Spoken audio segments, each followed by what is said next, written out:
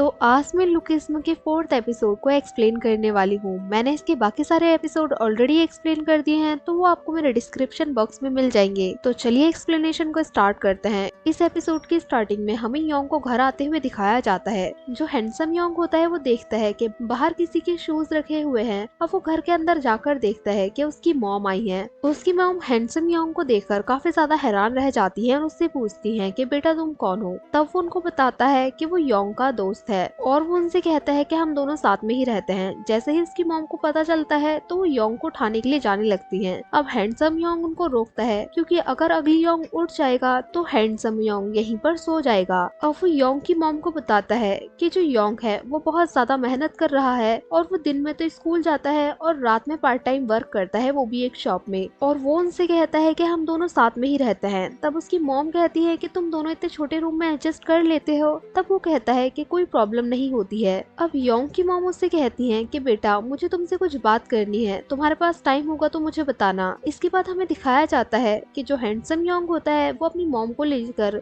एक बहुत ही अच्छे रेस्टोरेंट में जाता है। यहाँ पर जैसे ही वो अंदर आता है सभी लोग उसको देखकर काफी ज्यादा हैरान रह जाते हैं और सभी लोग बहुत ही इम्प्रेस हो जाते हैं। अब योंग की मॉम उससे कहती है कि बेटा मैं कभी इससे पहले इतने महंगे रेस्टोरेंट में नहीं आई हूँ, और वो प्राइस को देखकर कुछ भी लेने से मना कर देती है। लेकिन हैंडसम योंग उनसे कहता है कि आप कुछ भी ले सकती हैं और पैसों के बारे में मत सोचिए। तब वो उनको एक कॉफी पिलाता है। अब ये दोनों साथ में बैठकर काफी सारी बातें करते हैं। तभी यहाँ पर बॉस को आ जाता है और वो भी इन दोनों की बातें सुनने लग जाता है। जो योंग की मॉम होती है वो योंग से कहती है कि बेटा मेरे बेटे को पुराने वाले स्कूल में सभी लोग बहुत ही ज्यादा परेशान करते थे, तो तुम उसका यहाँ पर ख्याल रखना कि कोई उसको परेशान ना करे। और वो उससे कहती है कि तुम हमेशा ऐसे ही उसके साथ रहना और उसको हमेशा मोटिवेट करते रहना, और उसको कभी भी कोई भी कमी हो तो मुझे बताना और उसका ख्याल रखना। अब बॉस को ये सारी बातें सुन रहा होता है और उसको लगता है कि ये तो उस लड़के का बहुत ज्यादा यूज करता है और उसके साथ अच्छे से बिहेव भी नहीं करता, और अभी उसकी मॉम से सब कुछ झूठ बोल रहा है। और उसको ये सुनने के बाद बहुत ज्यादा गुस्सा आने लग जाता है। अब योंग की मॉम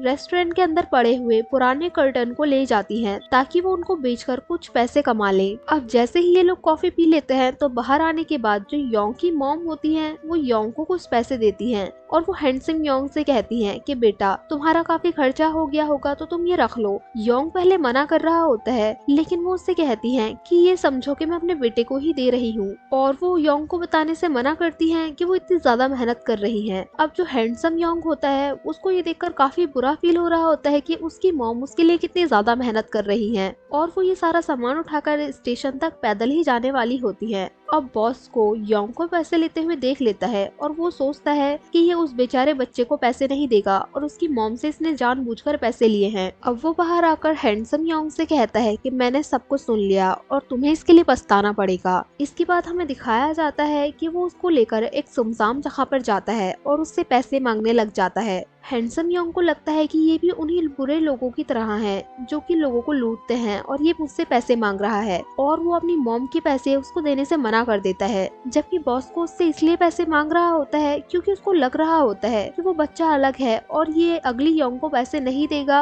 और खुद ही उसके पैसे खा जाएगा। अब दोनों को ही गलत फहमी हो जाती है। अब बॉस को उससे लड़ने के लिए बोलता है। अब बॉस को के पेट में योंग पंच मारने की सोचता है लेकिन बॉस को बहुत तेज होता है और वो उससे बच जाता है। अब वो उस किक को याद करता है जो ली चैन ने उसको सिखाई होती है और वो वैसे ही उसको किक करने वाला होता है लेकिन बॉस को बच जाता है। लेकिन जो योंग होता है वो एक घुमाकर उसके फेस पे पंच मारता है और जो बॉस को होता है वो वहीं पर गिर जाता है और उसकी पूरी एनर्जी जैसे खत्म हो गई थी। तभी यहाँ पर बॉस्को का फ्रेंड आता है और योंग उससे कहता है कि मुझे माफ करना और बॉस्को को अच्छे से घर ले जाओ। इसके बाद हमें रात का सीन दिखाया जाता है। जो अगली योंग होता है वो अपनी नाइट शिफ्ट कर रहा होता है। तभी उसके शॉप में बॉस्को आता है और वो उससे आकर कहता है कि मुझे माफ करना, मैं तुम्हारे पैसे लेकर नहीं आ पाया। और वो उससे कहता है कि बच्चे तुम बहुत ताकतवर हो, प्रैक्टिस करो और लोगों से बचो। और वो उस टाइम को याद कर रहा होता है जब उसने पंच मशीन में पंच मारकर उस पंच को फाड़ दिया होता है। अब योंग भी सोचता है कि वो सही बोल रहा है